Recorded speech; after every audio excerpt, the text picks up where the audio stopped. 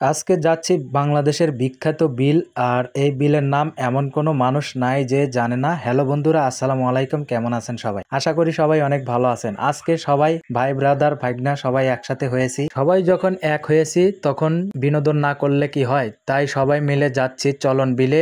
আর এই বিলের এখন সৌন্দর্যটা হচ্ছে পানিতে ভরে গেছে, কারণ বিলের মাঝে পানি আসলে অনেক দূর দূরান্ত থেকে মানুষ আসে এখানে ঘুরতে। আর আমরা এদিকে 3টা বাইক নিয়ে বের হয়েছি, সাথে আছে ভাগনা এবং ভাই ব্রাদার সবাই আছে। সবাই মিলে আজকে মজা মাস্তি করব। আর এদিকে বলতে না বলতে চলে আসছি বিলের এক অংশ।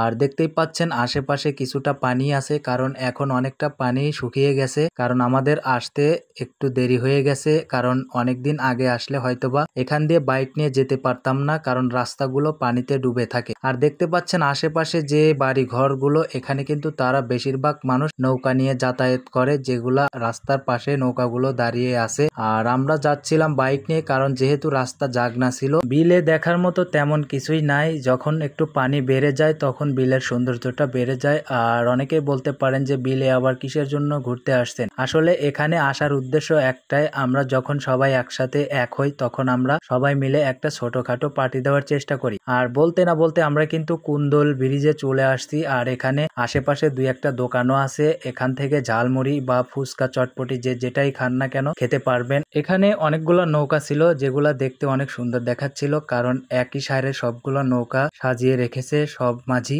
আর এগুলা দেখে আমার কাছে খুব অন্যরকম একটা শান্তি লাগতেছিল, ভালো লাগতেছিল। তাই আমি একটু নৌকার উপর উঠে একটু পোস্ট নিতেছিলাম। আর এদিকে নৌকা কিন্তু দোল খাচ্ছিল, এটা দেখে আমি অনেক ভয় পাচ্ছিলাম, কারণ নৌকাটা যে বাধা ছিল এজন্য অল্পের জন্য বেঁচে গেছি। যাই হোক, পোস্ট নেওয়া শেষ করে আমি নৌকার থেকে নামতেছিলাম। আর আমি আমার যে ক্যামেরাম্যান ভাইকে বলতেছিলাম যে এখানকার দৃশ্যটা তোমার কাছে কেমন লাগতেছিল। ক্যামেরাম্যান ভাই বলতেছিল অনেক সুন্দর দেখা যাচ্ছিল। আর এদিকে আকাশ দিয়ে একটা প্লেন যাচ্ছিল, সেটাকেও ক্যামেরা বন্দি করে নিলাম। আর আকাশের দৃশ্যটা এত সুন্দর দেখা যাচ্ছিল, যেটা আপনারা ক্যামেরাতে দেখতে পাচ্ছেন। আর আমি আপনাদেরকে এখানকার দৃশ্যটা বারবার দেখাচ্ছি, কারণ এখানকার দৃশ্যটা আমার কাছে খুবই ভালো লাগতেছিল। আর এদিকে বড় ভাইয়ের গাড়িটা কাদায় মেখেছিল। যাই হোক, এখানে পানি ছিল, খুব সুন্দর একটা স্থান, তাই গাড়িটা খুব অল্পের জন্য ধুয়ে নিল। আর এখানকার পানিগুলো কিন্তু খুবই আয়নার মতো ঝকঝকা ফকফকা। দেখতেই পাচ্ছেন আমি পানির মধ্যে নেমে একটু পা দিয়ে লাড়াচাড়া করতেছিলাম, কারণ এখানে বন্যার পানি যেহেতু অনেক ঠান্ডা হয় সবাই জানেন। যাই হোক, ঘুরলাম ফিরলাম মজা মাস্তি করলাম, কিন্তু দুঃখের বিষয় একটাই, এখানে তেমন খাওয়ার মতো কিছুই পাওয়া যায় না। এখানে কি পাওয়া যায়, হালকা পাতলা ঝালমুড়ি